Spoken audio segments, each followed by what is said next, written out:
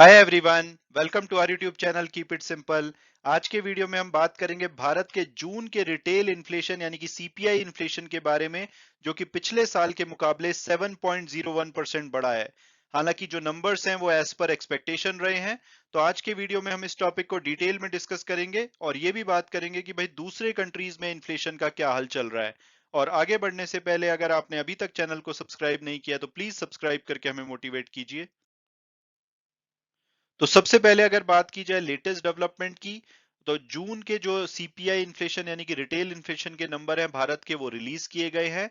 और जो भारत का इन्फ्लेशन है जून में, वो पिछले साल के मुकाबले 7.01% बढ़ा है। अगर हम पिछले महीने के देखें तो मई में पिछले साल के मुकाबले 7.04% बढ़ा था। और अप्रैल में तो इन्फ्लेशन का नंबर काफी खराब हो गया था, क्योंकि पिछले साल के मुकाबले 7.79% बढ़ा था। तो ओवरऑल थोड़ी सी नंबर्स में कमी देखी जा रही है, जो कि अच्छी बात है। और अगर एनालिस्ट की एक्सपेक्टेशन के हिसाब से नंबर को कंपेयर किया जाए, तो वेरियस एनालिस्ट ने 6.8% से लेकर के 7.25% के बीच में एक्सपेक्टेशन करी थी कि जो सीपीआई इन्फ्लेशन के नंबर है जून के, वो रह सकते हैं।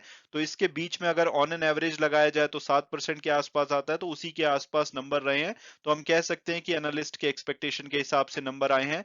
मनी कंट्रोल ने भी एक पोल किया था, उसके हिसाब से 7% की उम्मीद जताई गई थी। और ब्लूमबर्ग ने 7.1% एक्सपेक्ट किए थे। तो 7.01% बोला जा सकता है कि बिल्कुल एनालिस्ट की एक्सपेक्टेशन के हिसाब से नंबर आए हैं। और 7.01% आने से जो ओवरऑल अप्रैल से जून क्वार्टर का इन्फ्लेशन का नंबर है, वो 7.3% रहा है। जो कि जो आरबीआई की एक्सपेक्टेशन थी या फोरकास्ट था 7.5% का, उससे 0.2% बेहतर है। तो ओवरऑल यहाँ पे भी एक गुड न्यूज है। और सीक्वेंशियली बात की जाए यानी कि मंथली, तो मई के मुकाबले में जो ओवरऑल इन्फ्लेशन है वो 0.52% बढ़ा है। हालांकि मई में जब अप्रैल के मुकाबले में जो इन्फ्लेशन था वो 0.94% बढ़ा था। तो स्पीड में यहाँ पे भी कमी देखी जा रही है। हालांकि जो फोरकास्ट से बेटर रहना या ओवरऑल कम रहना, इसकी लिटिल सिग्निफिकेंस है, क्योंकि जो हमारा आरबीआई है वो अपना मैंडेट मिस करने की तरफ बढ़ रहा है। क्योंकि आरबीआई कोशिश करता है कि जो इन्फ्लेशन है वो 2 से 6% के बीच में रहे। ये टॉलरेंस बैंड होता है, यानी कि मिनिमम 2% और मैक्सिमम 6%। लेकिन देखा जा रहा है कि पिछले काफी लंबे समय से ये 6% से ऊपर रह रहा है। तो अगर अगले क्वार्टर में यानी कि जो जुलाई टू सितंबर का क्वार्टर होगा, अगर उसमें भी ये 6% से ऊपर रहता है, तो ये आरबीआई का मिस माना जाएगा। और ऑलरेडी क्योंकि जनवरी से मार्च का जो क्वार्टर था उसमें 6.3% रह चुका था, यानी कि 6% से ज्यादा था, अब ये 7.3% रहा है। तो सिर्फ एक क्वार्टर बचा है आरबीआई के पास। अगर थर्ड क्वार्टर में भी ये मिस हो गया तो इनका ये मैंडेट मिस माना जाएगा।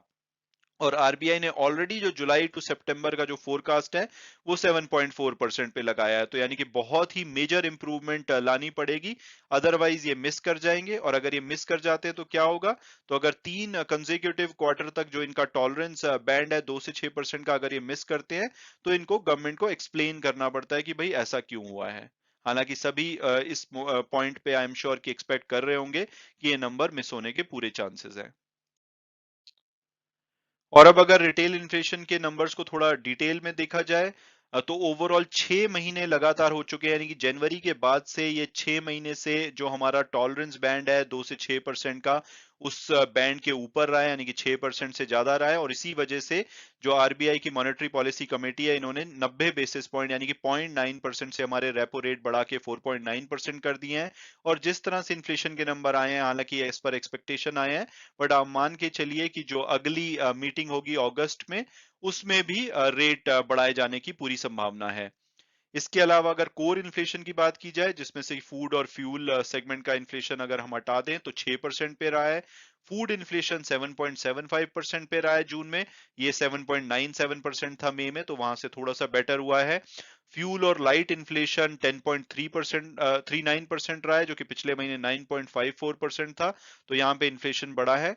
तो जो डाउनवर्ड ट्रेंड है ओवरऑल इन्फ्लेशन में, क्योंकि 7.04 से 7.01% आया, तो इसमें बहुत बड़ा कंट्रीब्यूशन है जो पेट्रोल और डीजल पे एक्साइज ड्यूटी काटी गई थी, उसका इम्पैक्ट पूरे महीने में जून में आया है। इसके अलावा जो फूड एक्सपोर्ट पे रेस्ट्रिक्शन इम्पोज किए हैं, उससे भी फूड के प्राइसेस थोड़े से कंट्रोल में रहे हैं। हालांकि आने वाले टाइम में भी क्या ऐसा रहेगा, इसकी थोड़ी संभावना मुश्किल है, क्योंकि ऐसा एक्सपर्ट्स मान रहे हैं कि ये जो कमी आई है ये ट्रांजिशनल है, क्योंकि फूड प्राइसेस ऑलरेडी बढ़ने लगे हैं, क्योंकि अनएक्सपेक्टेड हीट वेव्स रही थी जिसका कि इम्पैक्ट दिख रहा है। तो जुलाई में हो सकता है कि ये नंबर बढ़ जाए, अनलेस की कोई सरप्राइजिंग चीज हो जाए।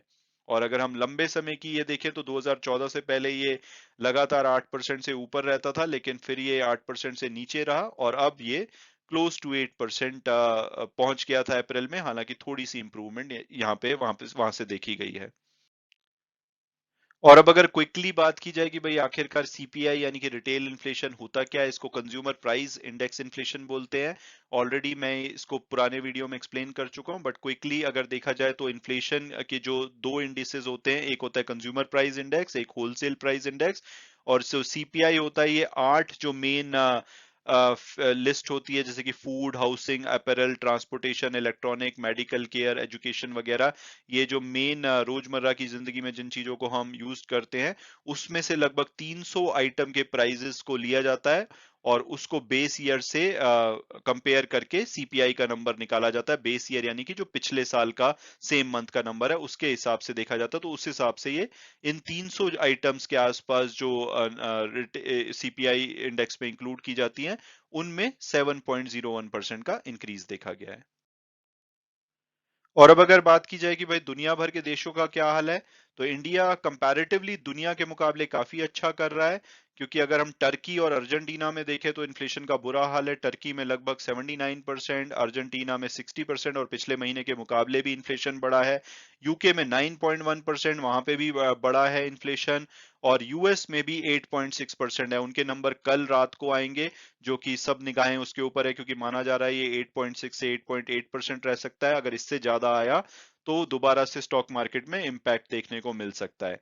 और अगर हम एशियन कंट्रीज की बात करें तो लेबनान और सीरिया, क्योंकि वो वॉर जोन में रहते हैं, तो 211 और 139% है। लेकिन श्रीलंका, जहां पे हालत काफी खराब है, 55% के आसपास का इन्फ्लेशन है। और पाकिस्तान में भी 21.3% का इन्फ्लेशन है, जो कि पिछले महीने के मुकाबले बहुत तेजी से बढ़ा है। तो ओवरऑल अगर इन नंबर्स को हम देखते हैं, तो भारत में ये माना जा सकता है कि इन्फ्लेशन काफी हद तक कंट्रोल है। लेकिन उम्मीद करनी होगी कि आने वाले टाइम में भी ये कंट्रोल में रहेगा, नहीं तो हालत खराब हो सकती है। मैं उम्मीद करता हूँ आपको ये वीडियो पसंद आया होगा और आपने कुछ नया जाना होगा। Thanks so much for watching the video, and God bless you all.